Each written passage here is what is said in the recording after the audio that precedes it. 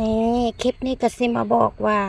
นี่คือสวนทุเรียนลาวเด้อเนาะขออนุญาตนำเจ้าของเพิ่นเด้อน้ำเอื้อน้ำอายเด้อ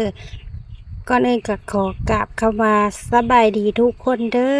อสิมาไขข้อข้องใจเนาะหลายคนถามว่า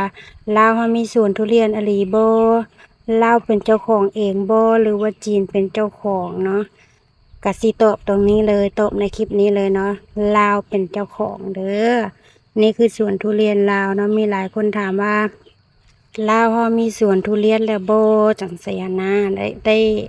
เก็บหมากขายแล้วบ่มีหมากกินแล้วบ่นะมีผลผลิตแล้วเด้อทุกคนได้เก็บแล้วแต่ว่าสวนนี้อาจจะเป็นปีทำอิฐที่ได้ลูกเนาะทุกคนเนาะอาจจะได้บ่หลายเพราะว่ามันยังต้นน้อยอยู่เนื่องจากว่าสุขภาพต้นของมันก็บ่ค่อยแข็งแรงปานใดข้อยเองเป็นผู้เฮ็ดเนาะทุกคนเนาะก็หลายคนถามว่าเมื่อก่อนคือเห็นเจ้าอยู่จันทบุรีก็แม่นอยู่เมื่อก่อนข้อยอยู่จันทบุรีแต่แต่ตอนนี้ข้อยมาเฮ็ดทุเรียนลาวทุกคนข้อยมาอยู่ลาวแล้วเด้ออันนี้คือทุเรียนลาวเฮามีสวนทุเรียนแล้วทุกคนแล้วก็มีหลายบ่อนอีกนะทุกคน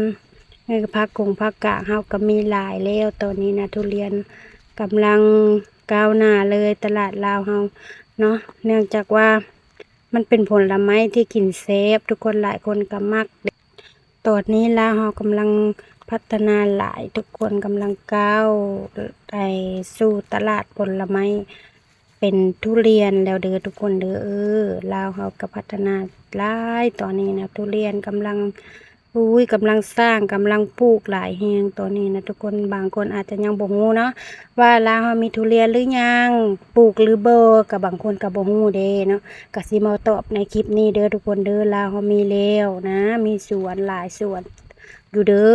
อแถวคอยอยู่ในก็หลายสวนอยู่นะ